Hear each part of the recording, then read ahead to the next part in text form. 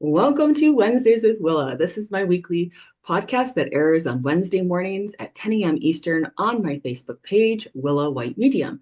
It's an opportunity for us to have a discussion regarding spiritualism, mediumship, healing, faith, family, and more. And I have so many wonderful guests and topics.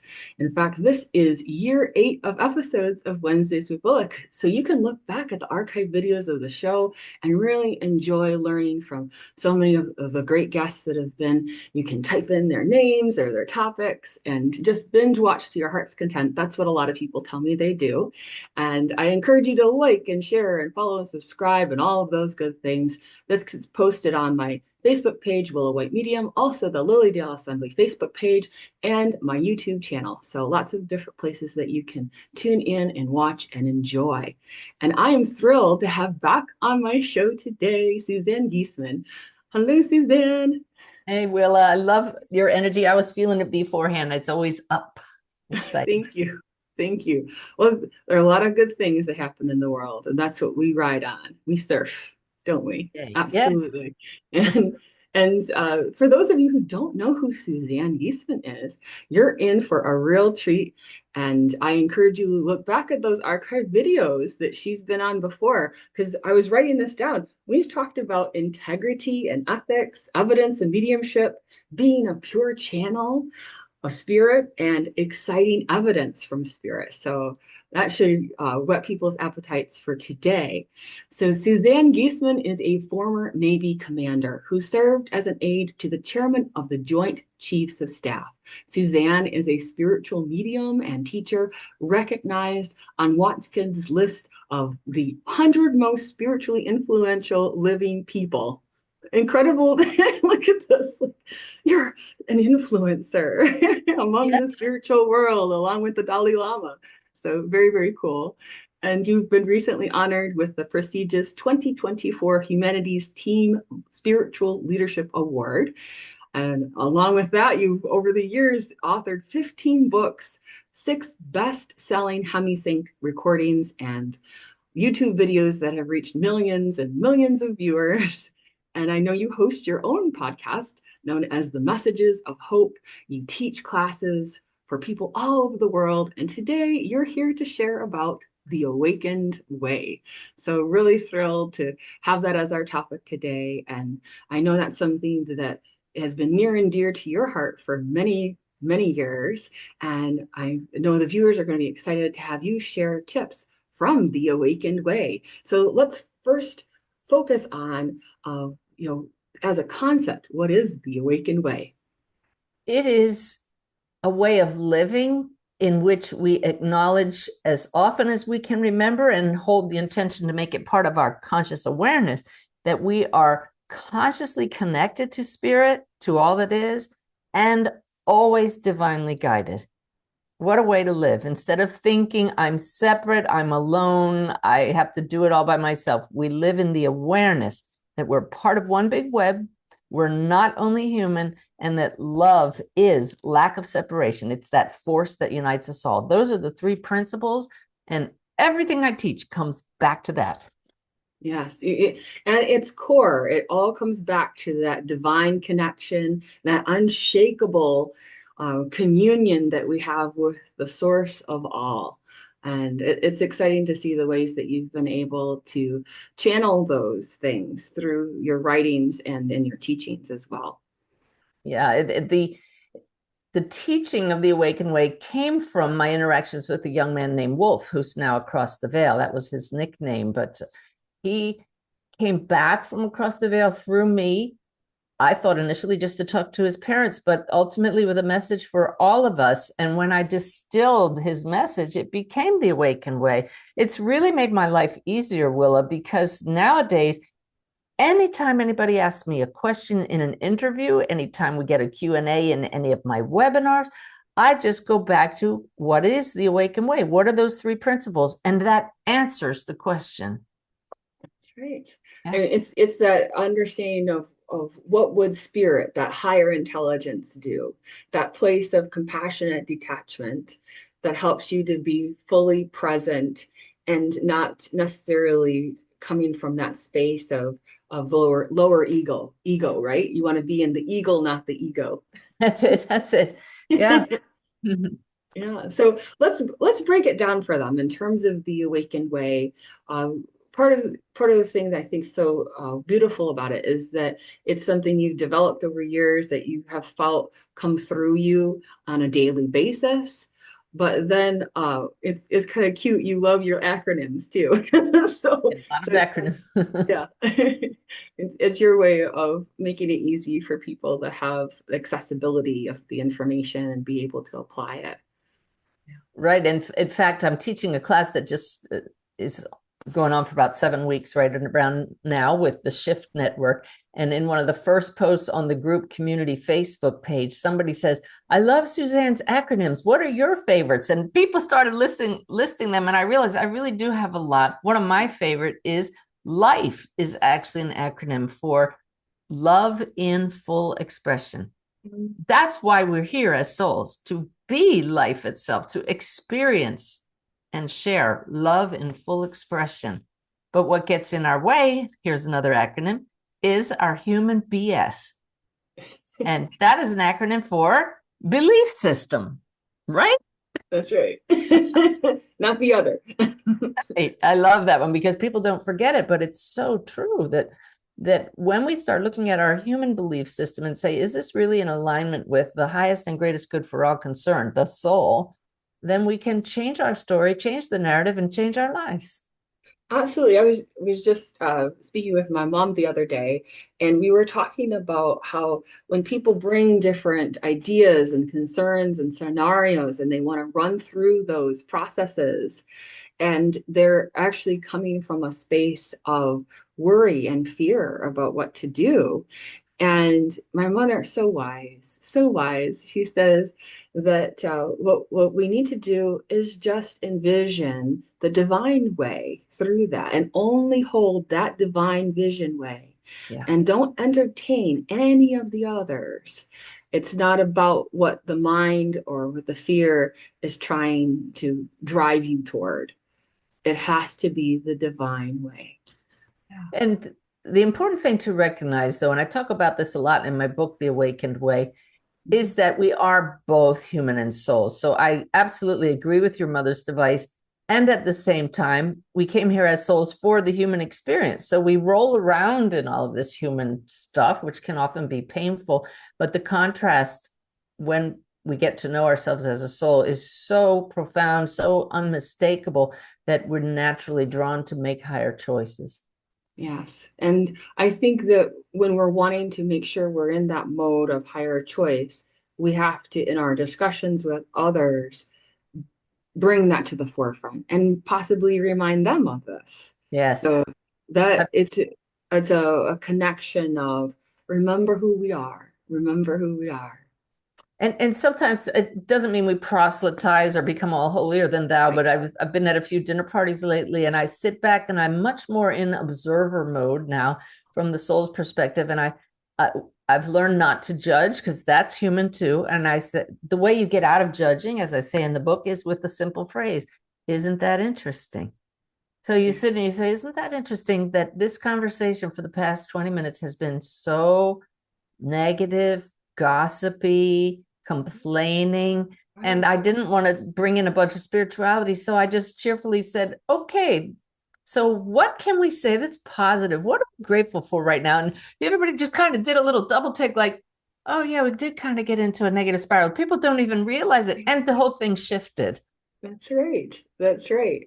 And did you and did everybody notice that Suzanne didn't say, we need to stop doing this now? Like there was none of the little nag energy that was there. There was just that gentle nudge and reminder that's there. And isn't it wonderful that they all uh, bounced into that next Yeah. vibration, that it can be as quick as that, that Yeah. we can shift quickly into that higher way. So let's kind of parse things out for people in terms of the Awakened Way, because you did write a book with that title. So if people are interested in it, you Yeah, can and it's certainly. interesting that you said make that shift because that is the subtitle, The Awakened Way, Yeah, Making the Shift to a I knew Divinely you'd Guided like Life. that. Yeah, it's perfect.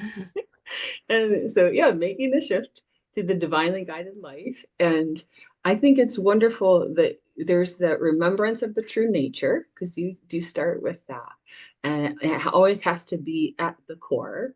And then you talk about the energetic hygiene, and you have a few techniques for that. And the one I thought was really, really cool was the crossbar technique. Yes. And Yeah. I wonder if you could just walk people through that one, because it's, when you're reading it, you can't always visualize it. Yes. Yes. But if I could step back and we'll get back to the Sure. crossbar technique. But one thing that bears saying is that here we have two mediums talking with each other, and we're not even talking about mediumship. What I find is beautiful is that mediumship is the foundation of all of this. It's one of the easiest ways to come to know you're not only human, you're part of one big web. Love is what joins us all. So mediumship is what brought me to this awareness. Some people may not need mediumship to get there. They may know it, but it's foundational to understand that we are both souls and humans. And this is Mm, this beautiful way of living and interacting now. So mm, the crossbar technique is a perfect tool for when you catch yourself feeling very human or off balance. You know there is a better way, the awakened way. You know that you could be a bit more peaceful. So I tell people to picture that their soul would represent this shaft of light that goes from the center of the earth up to the heavens, the cosmos. That's the vertical flow of energy. That's always who you are, this vertical axis of a crossbar. And this has nothing to do with Christianity at all, but it does form a cross with the horizontal crossbar would represent your temporary human experience. It's as author Joel Goldsmith said, your life now is a parenthesis in eternity. yes. So eternity is the vertical axis. Horizontal is the story you're living now with a beginning and an end in the physical body. But because it's connected to the vertical crossbar, the axis, you are eternal. You're always connected to that, where the two cross. So what you do is you notice, oh my gosh, I'm so out of sorts right now for whatever reason. Let's come up with the scenario. I'm out of sorts because everything has gone wrong today. It's just been one thing after another. I'm dropping things. I'm scattered. I just can't get my act together. I just made that up. Sure. And so you take your hands and you figure, if this is how I feel right now, how far off center do I feel? We call it being centered for a reason. Your awareness is aligned with that vertical axis and you find peace. Well, if you're just totally off balance and I'm feeling just crazy, I would move my hands pretty far out from the heart, off center. And I grab onto this metaphorical horizontal bar that is my life right now. And all I have to do is bring it into alignment with the soul by twisting it like a torque till it comes into alignment with the vertical axis. And all of a sudden I just feel, oh, my energy align and my attention goes to the heart area and my human story is aligned with my soul. And I just breathe this big sigh of relief. And if you did that crossbar technique again, maybe your hands would be a lot closer in because now you're feeling more centered. Sometimes you're so far up balance, you're way out here and you just bring it into alignment. But it's a kinesthetic way of feeling how out of balance you are. And I literally, when I bring that horizontal bar aligned with the vertical one, I feel the energy just go whoosh, and I'm drawn to the heart area and we're back in balance again. Beautiful. And do you feel like a little bit of that resistance energetically as you're moving? Or I do you I feel never that have sense of ease of the twist? And here we go. I've never felt resistance because I'm so eager to get back in balance when I get to the point where I need to do that practice. It's like, Yeah. here we go. Oh, Yeah, it's a beautiful technique. I thought that was really a unique one. it is. Yeah, very, very cool. And then I know one of the ones that is really clear in your classes is the bless me technique too. Yes. And I mean, it's a bit more of an extensive technique, but if you just want to give people an overview of that, I Yeah. think they'd really enjoy that Yeah. one. Guess what? Another acronym, bless me. But it's one I've taught to, oh gosh, tens of thousands of people, and they love it. It's a process for going from normal waking consciousness, like you and I are sharing right now, to the optimal state of expanded awareness for connecting with any higher level of consciousness. So you can use the Bless Me method when meditating. That's ideal. If when you want to do a reading and connect with loved ones who have passed, when you want to ask a question of your guides, if you're going to do some channeling, the Bless Me method is a great process to use to do any of those. So always begin the Bless Me method with an intention. What's your goal for doing it today? Because it can change. And then each of the letters stands for 7 steps that will lead you beautifully in a flowing progression to your intention. So B is very easy, just 3 breaths that you take with intention to slow down your brain waves and relax and become centered. There's so much in each of these steps that I won't Right. take time No, to do. I get But it. once you're feeling and noting a difference from those 3 specific breaths that I talk about how to do those in the book, Mhm. then L stands for lift your vibration. I always joke that technically it would be raise your vibration, but then the acronym wouldn't work. It would be breast me, right? That doesn't work. So this is what's cool about the bless me method is it's different every time you do it. The 3 breaths are always the same. A couple of other stages are always the same, but L, that one changes depending on how gunked up you are when you start, or how hyper you are, how much you need to lift your vibration. So you have in your mind a number of tools that will help you lift your vibration. The number one go-to for me is experiencing gratitude. That instantly brings heart and mind into resonance. So I will sit, and even if I'm feeling pretty good, don't need to stay and lift my vibration too much. I'll just say, I'm so grateful for my health, my family, my puppies, my all of those things, and feel it. Don't just say it. But you would stay and perhaps clear your chakras if you're really out of balance.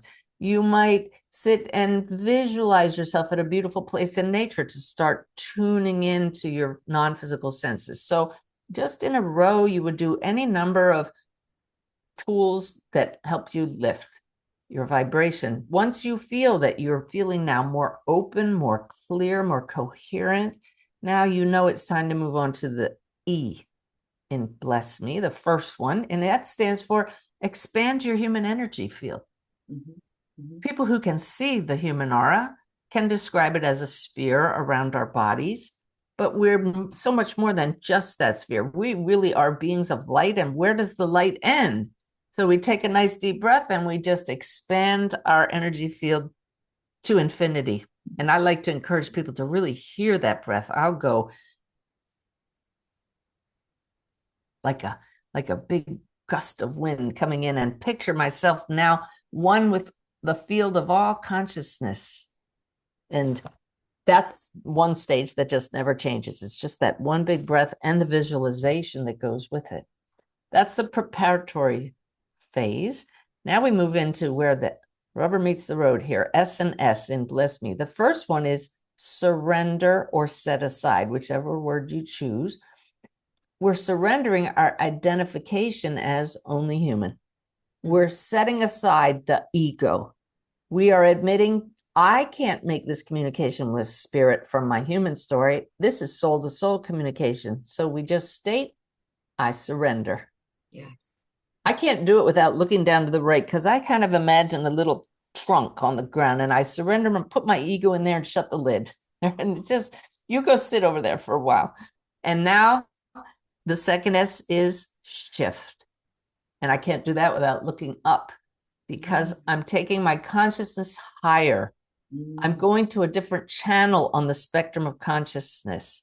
So when you shift, This is the equivalent of picking up a remote control and changing the channel on the TV. You don't have to know what's actually happening technically. You push the button and you know you've changed the channel. Why? Because the channel shows itself differently. Well, that's when we move into M and E after saying shift with intention. Now we just know the channel has been changed. So we invite some higher being to merge with us. That's the M. And you can invite them however it works, but this is an actual invitation. Step closer. Let's dance. Here we go. Let's flow. Here's my love. Use it. Whatever it takes, but high energy, merge with another being of light, which we are. And now final step E, it's actually could be two E's now. Experience whatever your intention was. Was it to get the answer to a question? Then ask the question now. You've already merged with whoever it is you hope to hear from. Or just be silent and listen and watch. Who's here? Is it a guide? And the final E then would also be engage. Who are you? What do you have to tell me? What answer can you give me to this question? But by the time you get there, you've now gone through the breathing, the lifting, the expanding, the surrendering. You've shifted to the right channel, invited a spirit to merge with you. So when you go to experience, you are so much more ready than if you walked into a mediumship class and they said, okay, here we go, do a reading. Right? That doesn't always get you there if you haven't been practiced in shifting your awareness, expanding your energy field. This is one method and it works really well for people. Yes, it's so beautiful. I'm glad that you explained that so well. And it's a beautiful way to recognize how we're going through. There's like an arc of consciousness that's Yeah. happening Yes. while you're dialing up. And last week's guest was Colin Bates. So I encourage people though to watch that episode. He's back on the show talking about sitting in the power. So it's very much so to what Suzanne is discussing in terms of really engaging with that higher power and the higher being, that divine self, and that there is an ongoing practice that you have to be willing to do. You can't just step into it and say, oh, yes, let me do a reading, let me do this mediumship class. There is preparatory work that is so important and vital for our own energetic systems to be It able to is. sustain. Yep. I just told my students the other day, as long as you're studying with me for the duration of this class, your homework is to sit in the power, sit in the silence, make a connection every day. It is just too easy to get drawn back into human only thinking and not experience what it feels like to expand your awareness and connect. Yeah. And that you have to foster that. And it doesn't mean that you need to do a reading every day. It doesn't mean Right. that you have to keep pushing all of that all the time. It's important to take the breaks. But when you're taking those kind of breaks, it is about you aligning yourself, further attuning yourself to pure spirit without the demands that other kinds of communication bring. Yeah. Yeah. It's a And so different energy. to that end, also in the Awaken Way book and on my YouTube channel is my Sip of the Divine practice. There's another acronym. Yes, Sit yes, sip. in peace. That one's only 3 minutes. You can get the answer to a question from higher consciousness, from spirit, in just 3 minutes. And that's, if you do that regularly, that's enough to remind you and integrate into your conscious awareness. I am not alone here. I'm connected to something so much more. Yes, and it's lovely to notice that with shifting in your energy because it almost becomes effortless. And it's you're like, oh yes, I know how to do this. There's an absolute automatic pilot or default mode that Oh, yes. you almost get to take it for granted. It's kind of fun. You get to somehow on one little level take it for granted that it's always going to be there because you've built that measure of trust. Well, there's an actual term in neuroscience, the default mode network, that neuroscientists know about, and it's the normal neural pathways that are happening with the neurons in your brain and how it responds to situations. And you can change the default mode.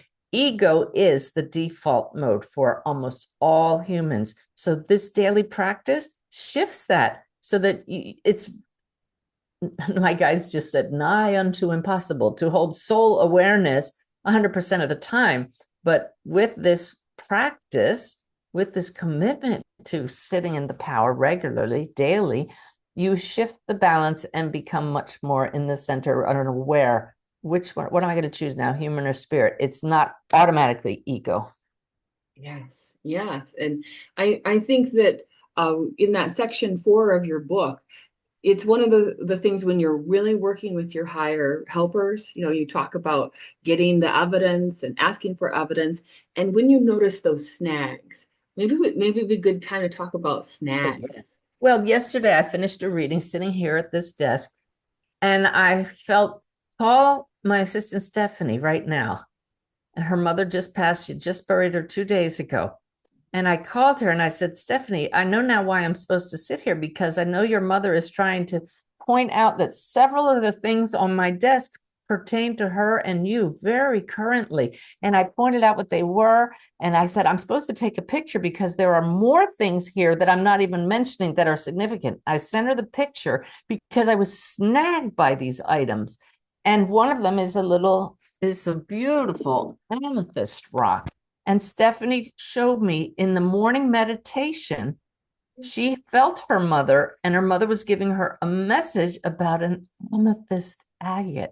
And she put a picture of, Stephanie did, next to her journal. And here's her mom snagging me with the one on my desk to validate that her daughter really had connected with her that day. So snags are when something catches your attention in a way that it stands out. It's different than just your eyes fall on something.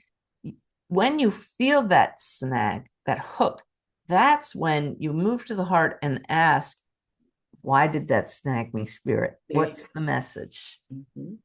Because it's one of those things where let's you're going through things and you're in maybe the ego default mode, and spirit puts a snag in your perception so that you can lift up into that other conceptual practice and really be intentional again and say, yes, this is a beautiful synchronicity that has emerged for just me.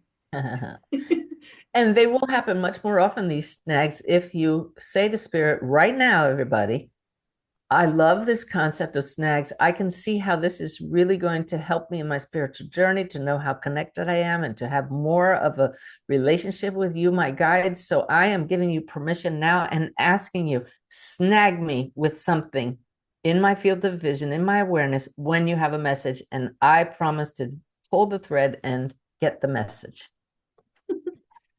Exactly. And I like the idea of the pulling of the thread because it has this feeling of the energetic bond, but it has a feeling of unwrapping too. It's like unwrapping the Oh, gift yeah. Oh, that yeah. is there. Yeah. It's unfurling for you right there. And so another really great tool to do is in meditation, you've done the Bless Me method, you're now in the E stage. And just for fun, you can say to Spirit, even if you can't sense a guide or a loved one, trust that they're here and say, put something meaningful in my hand.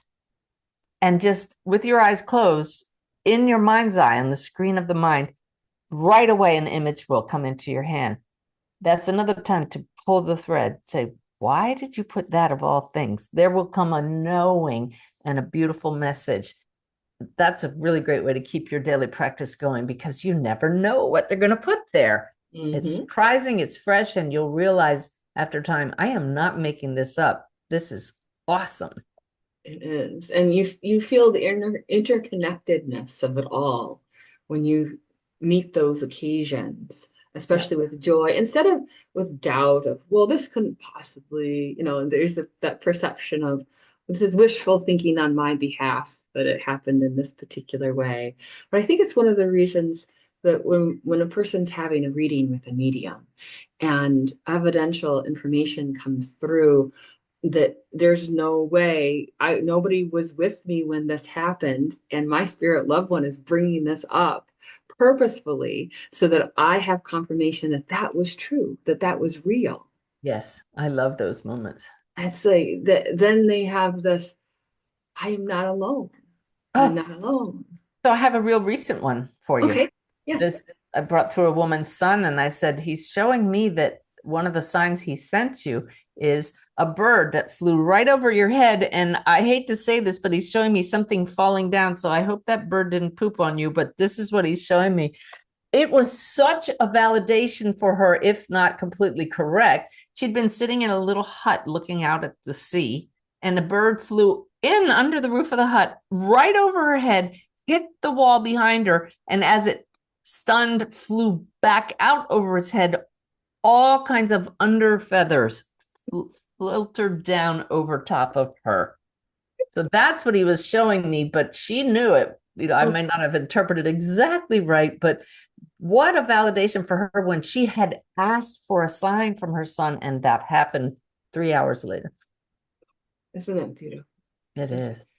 People think that they can go ahead and demand from spirit that spirit will show in a particular way at a certain time, but it doesn't work that way. It just has to come 3 hours later sometimes or days later. It just depends. Yep. And we do get our confirmation. So the snags might not be immediate. They might be more on spirit's time, shall we say. So that's the other thing. The name of the game, I do believe, is patience when it comes to these things, but patience for ourselves and for our loved ones in spirit.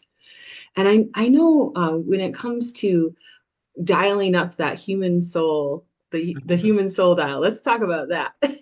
You would. The human soul dial tool is so helpful for judging ourselves in a non-judgmental way. So a better word would be gauging. That's it. So think of a fuel gauge with an E on one side and the F on the other. But in this case, it's going to have E for ego and S for soul. The ego has certain not so positive traits to it. Our soul came here to shine the light of the soul. So it has certain traits that are common to all souls: compassion, love, connection, kindness. So at any one time, we can hear what's coming out of our mouths or see how we're feeling, and we can judge where is the dial right now. Are we leaning towards the soul side? Are we leaning towards the human side? The goal would be to live pretty balanced right in the middle. We don't want to walk around like little saints, always in soul form. That's we came here for the human experience. And yet, when we're fully in human mode, we can be not so nice to deal with all the time. So I tell people that one time I was driving through traffic in San Francisco, driving our big RV with a car behind it. You have two hands on the wheel, not a whole lot of wiggle room, and a lot of mass, which does not stop immediately. And this car cut me off. I was tense to begin with, but I admit I may be a spiritual teacher, but I made a gesture. I did. That's true. But what's really funny is in the passenger seat, my husband looked at me and he said, "Yes, she's human," right? Because Oh, he's so spiritual, right? And I looked at him and I said, "That was H 100%. The human side was dialed all the way up in that moment." And then, of course, you go through the thought process. Well, maybe that guy that cut me off was on his way to the emergency room, or and that helps bring the dial back into the middle till you think, well, maybe he really was just an idiot. And then the dial goes back to the H side. But the goal again is to just keep it somewhere around the middle, but realize it moves all the time. But you can really judge why things are really flowing in your life when you notice you're leaning more towards the soul side most of the time. My guides have said, when your heart's in the right place, things fall into place. So if things are not going your way all the time and you're having a hard time hitting a lot of walls, you may have that H side dialed up, the ego. H for human, E for ego, whatever you want to label that side. And so how do you bring it back to center?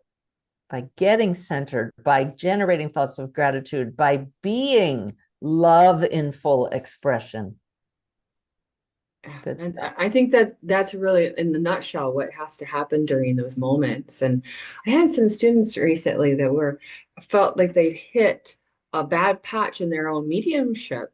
And I said, but you got to remember, you've just been going through a lot of human stuff Oh, yes. recently. Oh, And yes. those are significant times that you need to be in that human mode and try to deal with that. And it's not that you're a bad medium all of a sudden. It just you're a developing medium and you have to deal with that which is in the human side of things Yeah. first. That's And why then we you'll be able to move your dial again. there we go. See, another great analogy. I Yeah. love teaching with analogies. It really makes things much more understandable instead of keeping them lofty where it's not practical or applicable. Yeah, I think you can read a lot of the old books that are very dry, right? Oh my They're gosh. so and try. I don't mind archaic language. I can handle that. I It's do more mind it. I don't mind it. I but it can be very dry.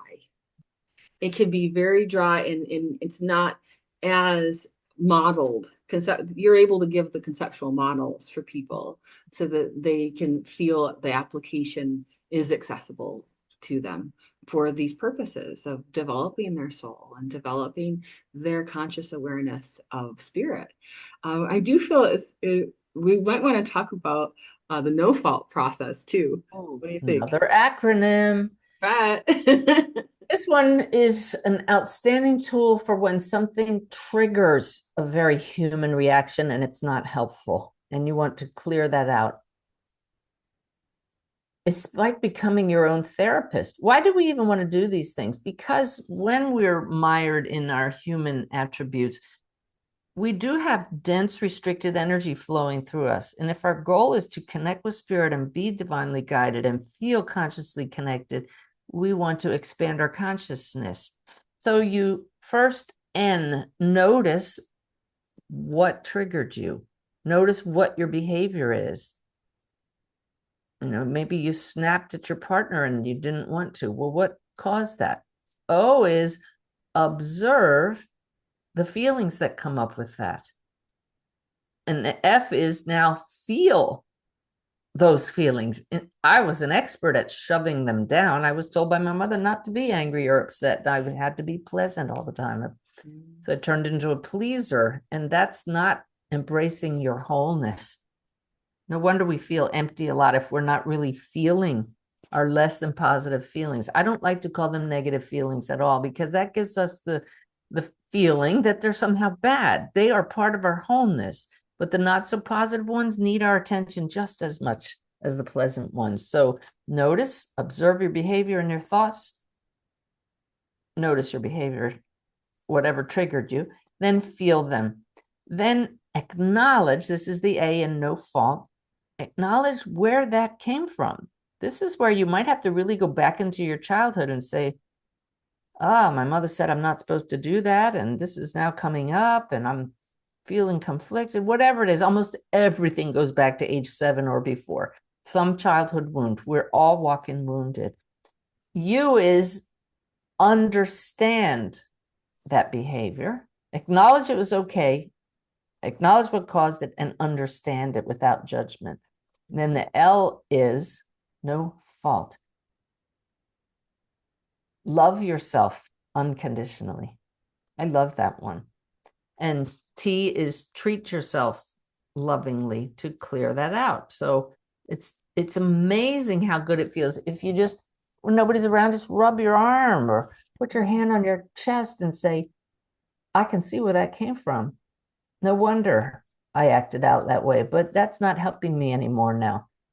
And so I forgive myself and I forgive the other ones that were involved in that for not understanding we're souls, or we never would have had that interaction. And then you can also use T for tapping away all that energy that's pent up. And we don't need to get into tapping here, but wow, you've just cleared out a whole bunch of gunk that's going to help you be a better conduit for spirit now.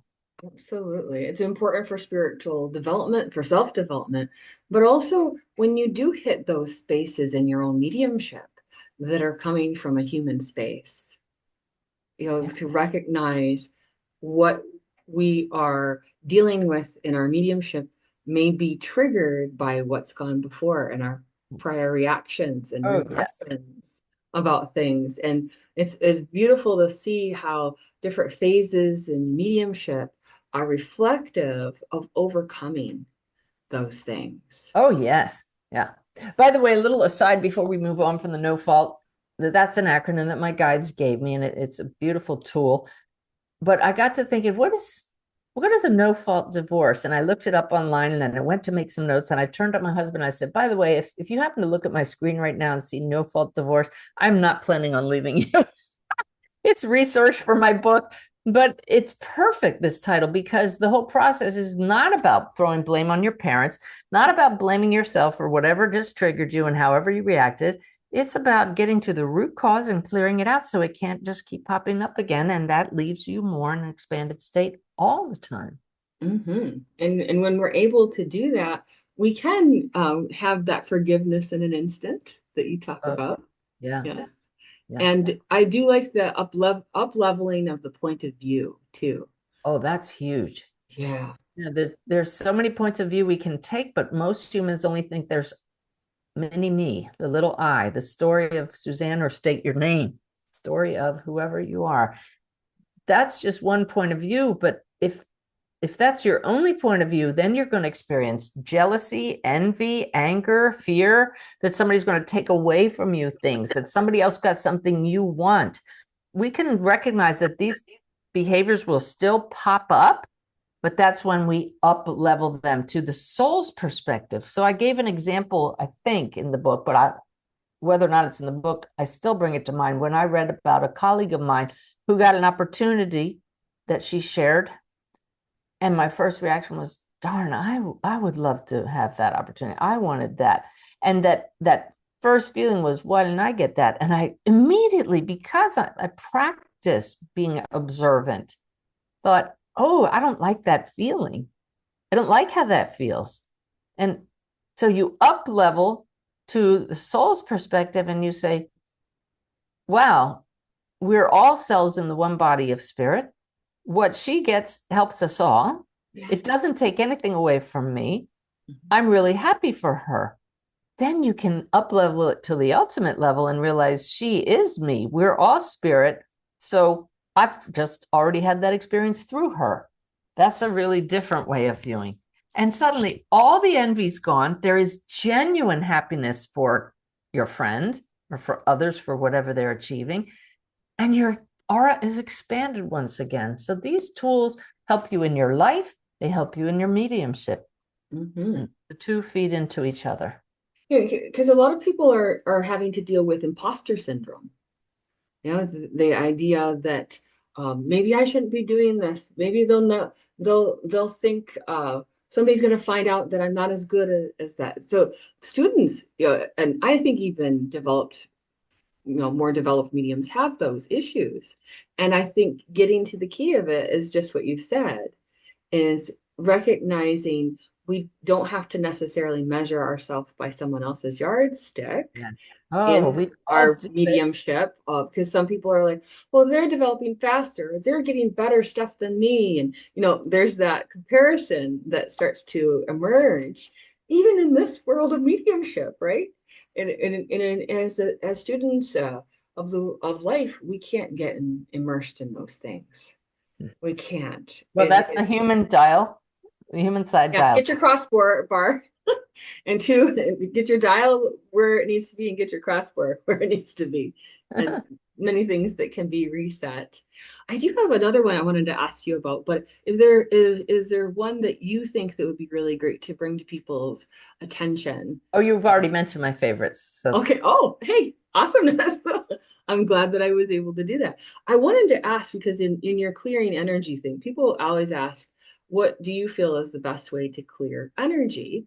And I noticed even in your book, you talked about some ways, but you didn't necessarily state what your favorite is. So I thought it would be fun to know. right.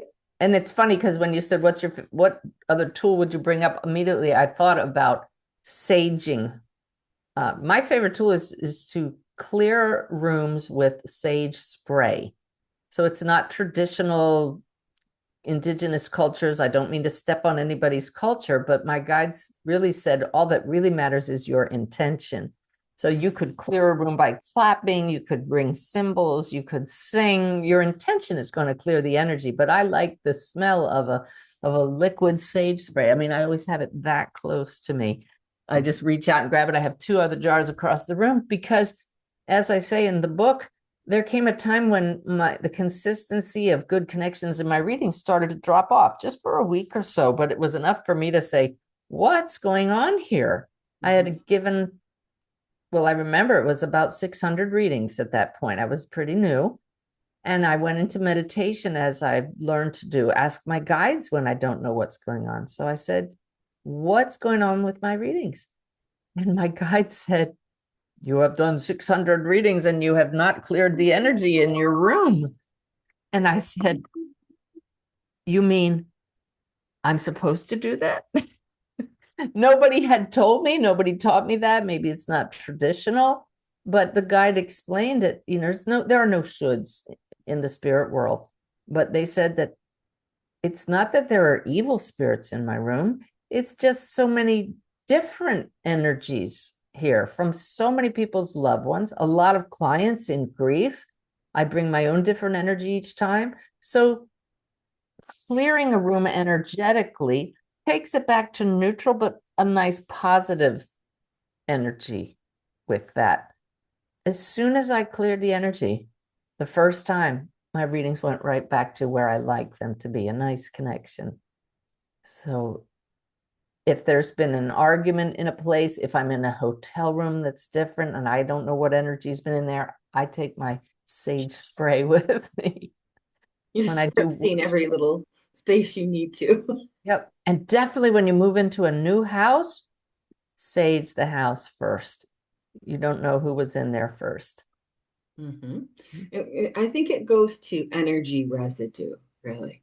That understanding that there's an accumulation of energy that can happen in a space, a place, and Yes. that as mediums, what we're doing is we're tuning ourselves to a particular vibrational frequency, the radio station, if you will.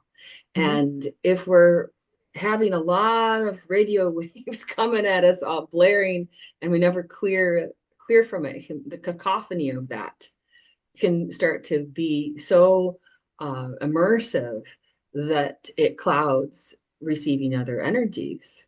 So it's good to just sort of say, we're dialing it back to basic here on this. Yep. Clean slate. It's really important so that we can move into the next with that pure light spirit to meet the other pure light Yes. spirits. And that's just our physical spaces. As I talk about in the book, critically important is clearing your own energy field regularly. I said that people take a shower every day or so, at the most, I hope, every other day. But how many people clean their energy field regularly? I sure do these days. We're interacting with a lot of different fields of energy constantly. Mhm. Very, very easy to get out of balance. I have a sign on the wall. You were talking about surfing, I think, something like that. You can't stop the waves, but you can learn to surf. That's We're right. going to get swamped by the waves of energy unless we're clearing our energy regularly. And you do focus on those breathing techniques that are Mhm. really excellent for clearing. I like the ocean breath too. Oh, me That's a good too. one. Yeah, that's a good one. And you know, the vagus nerve, that's very popular these days. People, it's like people have just discovered I have a vagus nerve, and oh, You it's can use it important. to help you relax. That's the Yeah. best part.